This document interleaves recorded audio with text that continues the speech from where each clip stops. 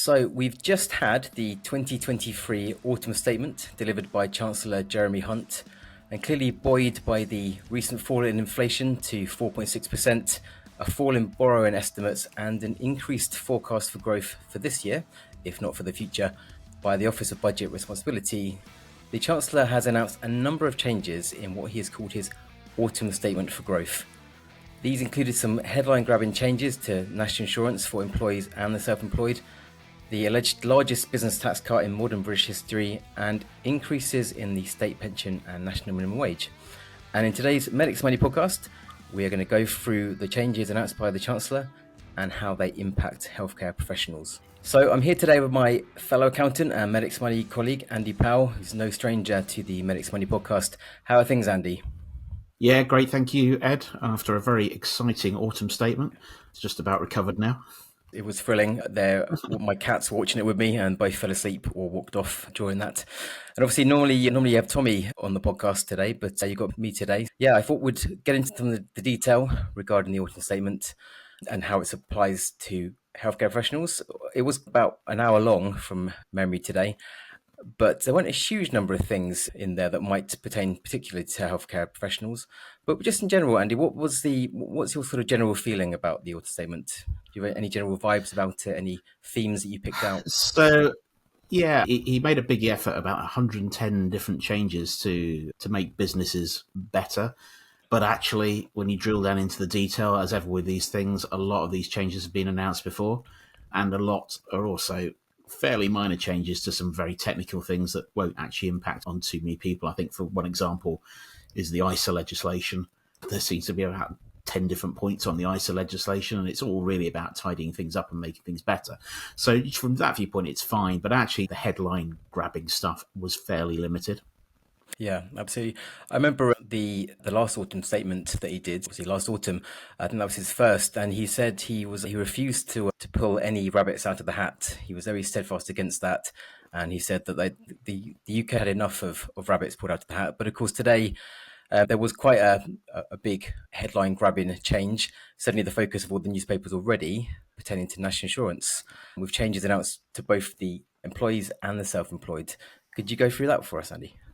Yeah, so quite sizable changes to national insurance. Just to recap, employees, so if you're a hospital doctor, for example, a hospital consultant employed, you pay class 1 national insurance. And what they're doing there is a rate of 12% national insurance paid on income between £12,570 and £50,270. So £37,700 income gets the core rate of national insurance. And that's being reduced from 12% to 10%. So that is a 2% cut. Now, if you are a doctor earning above 50,000, that's a saving around about £700 a year. So that's good news from that perspective. That is going to come in from the 6th of January 2024, which is quite an interesting date, really. So it's been brought in before the beginning of the next tax year. And I think both of us at the time WhatsApped each other and said, "Oh, is there a spring election coming?" Because they're bringing that refund in earlier. For the self-employed, so your self-employed GPs particularly, there are also changes, and self-employed GPs pay, or self-employed people pay, two lots of national insurance. There's a class 2 national insurance and a class 4 national insurance. Now, class 2 national insurance isn't very large. It's currently at £3.45 a week, and approximately it was going to go up to about £192 a year. Weirdly enough, that's always been the bit that's entitled you to all your state benefits, like your state pension. But what they're going to do is abolish that completely, so there'll be no requirement to pay that. And actually, even consultants, if you were employed as a consultant but also had some self-employment alongside, you also paid a small amount of class 2 national insurance, previously around about just over £80. So that's going completely. And the second national insurance self-employed people pay is a class 4 national insurance. That's currently at 9%, but the core level between, again, £12,570 and £50,270. That's reducing by 1% to 8%. That, though, is not coming into the 6th of April next year. So the employed people get it 3 months earlier, which is interesting, whereas self-employed people are getting it in April. So I guess that won't please GP partners out there. Again, that's coming in. Overall, it means it was quite weird. Jeremy Hunt made a big emphasis around supporting self-employed people who got us through the pandemic, etc. But actually, the reality is if you earn above £30,000, you get more national insurance reduction if you're employed than self-employed due to the impacts of how they're doing it. But even a reduction is a reduction, which is good news. Yeah, absolutely. In terms of the employed people out there, employed doctors, they're going to save, if they earn more than £50,270, they're going to save around £750, I think it is. How much will the self-employed people save? How much will GP partners or locum GPs, how much will they save? So if you're earning around £50,000, you'll save around about £190 on the Class 2 national insurance and around about £370 on the Class 4 national insurance. So 560, 570. So You've again, got the maths. So yeah, it's a good 200 quid lower than an employed person. yeah. I'd say just on a related note, but an aside, there are two things that are constantly bandied around. So I know that the government have often in the past have mentioned about equalising the rates at which self-employed and employed people pay national insurance. I know that was Philip Hammond, if anyone remembers him when he was Chancellor, that was his big plan. But obviously the government haven't done that, and actually they've reduced both rates. It's also interesting as well. I was always told when I was trying to be an accountant that for Class 2 national insurance, that actually costs more to collect than it did than it raised in revenue. So it always seemed a bit of a anachronism to actually have Class 2 national insurance, but of course now it's gone. Yeah, it used to be a lot higher, and they did. I mean, it used quite a few years ago to the amount it is now. It is collected. It's generally collected through self-assessment, so it's not a particularly onerous collection now. Albeit the weird thing is that you've got to have to pay Class 2 national insurance to get access to all those benefits. So I think what they're going to change is actually the access benefits side and just simplify. For a while now, me and accounting colleagues have been saying actually there's no point having two different levels. Why do we need 2 and 4? It means nothing really. It simplifies it, but is it going to make a lot of difference to people generally? No, not really in terms of their administration. Yeah, fair enough. Yep, simplifies things, puts a bit more money into people's pockets, as you say, potentially before a spring election. Let's see. Obviously, there were quite a few other changes, and some that will perhaps affect more our patients than doctors. So, for example, Jeremy Hunt announced today that the state pension is going to increase by 8.5% in April. Benefits overall are going to increase by 6.7%. There's also talk of introducing a legal right for workers, he said, to have a single pension pot for life, which is interesting, but presumably won't really impact directly on healthcare workers who are in the NHS pension. But there were, of course, changes to the minimum wage made as well, which might have more of an impact on healthcare. Can you expand on that a bit, Andy? Yes, so the minimum wage is currently £10.42 and they're planning to increase that to £11.44 from next year, which is a 9.8% increase. And if you look at backwards, 23-24, the current tax year was also a 9.7% increase. So it's been quite a sizable jump in minimum wage over the last few years. Now, that's obviously great for workers who are at that level because they're going to get a far increased pay compared with where inflation is heading at the moment. It may have lagged behind previously, but at least for the next year or so, we foresee that their rate of pay will go up more than that inflation, albeit actually people at the lower end of the pay grades tend to be affected by different inflationary factors. So things like food inflation affect them a lot higher, which is still above the sort of core average. From an employee viewpoint, that's really good. From an NHS employer viewpoint, and that's whether it's hospital trust or GP practice, it's not particularly good because overarching all of this is there was no announcement in the autumn statement around any increase in funding to the NHS. In fact, the document that sits behind it refers directly to the previous announcement that was made, and the government are sticking to that. They are not putting any more money into the NHS. You might not think many people at the NHS are employed at a minimum wage, and maybe some practices, perhaps in the south of England, they do offer more local rates, which will be above the national level. But it has quite sizable implications in that even if you are not at the minimum wage, you're slightly above it. Actually, when they increase the minimum wage, you want to keep that differential in place. So if you're on a very low banding, and I saw an example on Twitter X yesterday of, I think it was a band 2 on £11.45 an hour. At the moment, it's £10.42 for the minimum wage. There's a £1 differential. Minimum wage goes up to £11.44. There's a 1p differential. So they're going to want to keep that differential. So it does move. The inflationary uplift in pay isn't really just at the minimum wage level. It's above those levels. So from a trust perspective, Budgets are tight, if not very difficult to manage at the moment. That's going to put employment costs up.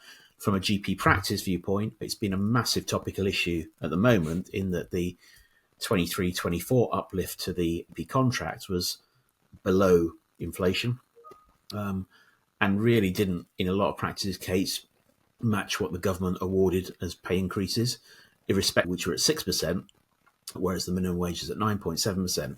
If we go forward a further year, then actually, again, unless the GP contract gets uplifted to a sizable amount, that differential is going to exist. And I was just looking at this previously, since the GP contract side of things, that's currently under a 5-year deal from 2019-20 to 23-24. Over that period, minimum wage has gone up by 33%. Take into account next year's rise, that takes it to 46% since that new contract came in, whereas funding's only gone up by 19%. So it means it's a big difference, and there's a growing difference in the wage cost, which is funded out of GP income, is growing at a far faster rate than actually GP income is. The implication of that is effectively the profit the practice earns, which is what the GP partners, their take-home pay, diminishes. So it's going to lead to, I think, some very interesting discussion, debates, and concern within the GP profession at the moment. So what sounded, when Jeremy mentioned it today in the House of Commons, sounded like a purely good news item. Actually does have some wider ramifications within the NHS, as you say. Yeah. As I said, from an employee perspective and a low pay perspective, it's good news, and people will have more pay. And that, as a society, from my viewpoint, that's the right thing to do. But unfortunately, it's the employers that are picking the bill up for this. The government aren't picking the bill up. And if the government don't fund its public services to pick that bill up, then the shortfall comes out of, again, in trusts. It's not individuals, but it's actually what services they can offer in GP practices, ultimately in terms of what the GP partners earn. Yeah, absolutely. I know, they're interesting. Okay, and so we've had a look through. Obviously, both Andy and I watched the auto statement today. Usually, what also happens with the auto statement is it's not just an hour of Jeremy talking. They often will also put lots of detail on the website, on the government website, lots of information about all their details. One thing that Jeremy mentioned today relates to being signed off work, when the Chancellor said, and I'm going to quote this, "We will reform the fit note process so that treatment rather than time off work becomes a default." I did have a look through all the details online, all the documents that the government produced that accompany his House of Commons statement. I couldn't really find too many details on that change, but it looks like the government are going to consult on what changes should be made in 2024. But of course, this is going to affect not only our patients, but of course doctors as well, such as especially GPs, such as myself, who will provide med-frees or fit notes. But I guess the message I'm getting from Jeremy today and from the company statements are just watch this space, because the changes are coming in terms of fit notes and work entitlement. But right now, there isn't huge amounts of detail to impart on this. Of the same today, of course, there could be a case we made for actually what wasn't said or what hasn't changed is equally important as what has been mentioned today. So what sort of things, Andy, haven't changed at the moment? What sort of screaming silences are there that came out of the auto statement today? So there's quite a few, really. Again, I would just go back to what I said earlier. No changes to the overall NHS budget, which affects everyone working within the NHS. Secondly, no changes to the core tax rate. So the core tax rates being the 0% on your first £12,570, 20% tax rate, then a 40% tax rate, then the loss of personal allowance come at 100,000, and then a 45% tax rate, I think 125,000 or just slightly over 125,000. So no changes to those rates. But also fundamentally, the biggest problem by far is there has been no changes to the bands, the tiers that these rates change. So the tax-free personal allowance is £12,570. That is remaining the same. The 40% tax band kicks in at £50,270. That's remained the same. You start to lose the child benefit at £50,000. You start to lose the tax-free personal allowance at £100,000. And all of these levels are remaining the same and remain the same still until the 5th of April 2028. It's still a long way to go in terms of that. Obviously, we've got an election coming up, and any new government can do what it wants to once it's elected. But actually, the plan is, under the current government, is to keep those levels the same. What that has the effect of is something called fiscal drag. And what fiscal drag is basically means if your pay is going up, so if your pay goes up 5%, but your tax bands stay the same at 0%, don't go up, you will end up eventually paying a bit more tax through either moving into higher rates, so you might move from your 20% rate to the 40% rate, or the fact that your tax-free personal allowance is effectively diminishing over time with inflation. So all of us will end up paying effectively more tax over that period. So that wasn't discussed, it wasn't even mentioned. And we do have sort of cliff edge points where, again, losing the child benefit, or at the 100,000 level, losing access to tax-free childcare, or effectively the 60% tax rate kicks in there. They remain the same and haven't really changed for quite a considerable time now, particularly the 100,000 level. It's not changed for, must be getting on for 10 years. So it just means that actually just by that fiscal drag bit, everyone pays a bit more tax, and clearly that doesn't reach headlines that the government want to give out. They want to give out the fact they're cutting things, but actually they're cutting one side, whereas effectively increasing the other by stealth more than anything. Yeah, absolutely. These stealth taxes have been quite punishing, and I think even if you look at the government sort of data, the government's graphs, I think it's still showing that the tax burden is due to rise higher than at any point since the Second World War. Overall tax levels are continuing to go up. Obviously, it would be even worse without these national insurance cuts that were announced today, but still, fiscal drag, these stealth taxes are creating the kind of the highest tax burden since the Second World War. And just reinforces what we constantly say at Medic's Money about the importance of making sure you know your, for example, your marginal rate. Because you say those cliff edges, that 50,000 where the child benefit starts to be clawed back, the 100,000 when your personal allowance or the tax-free childcare disappears. All these things are important to make sure you're fully clued up on, because they haven't changed, and there's no indication right now that they're going to change until 2028 at the earliest, unless of course a change of government happens next year or the year after, depending on when the election is. I think there's also quite a lot of other things that haven't changed as well. There was lots of things in the press about potentially abolishing even inheritance tax or cutting inheritance tax, which of course hasn't been touched at all, nor have anything to do with any capital gains taxes and so on. You mentioned ISAs right at the start of the podcast. I think they've not changed at all either. No, so yeah, inheritance tax, no mention. Capital gains tax, no mention. Just also no mention in terms of company taxation. The corporation tax rates are not changed as well. We'll perhaps touch on one aspect of that in a second. But also, all your investment side of things. So, your ISAs, your junior ISAs, your LISAs, your lifetime ISAs, they are all, your child tax funds, they are all staying at the same level. So they're not being increased. So your ISA allowance is still 20,000 a year. I think there is some of the detail is around more flexibility about moving funds within that ISA or investing within that ISA and giving a bit more flexibility, which would be good. But the overall amount remains the same as it does for all of the other sort of investment related products. Yeah, absolutely. Overall, really, Andy, what's your kind of current, to summarise, what are your main thoughts about today? My main thoughts is it was, to be honest, it was what I expected. We're coming to the end life of a government cycle. And generally, when we get to that point, they try to have to spit out some good news. And it really was a presentation of good news and things are improving, albeit actually not from a very good position.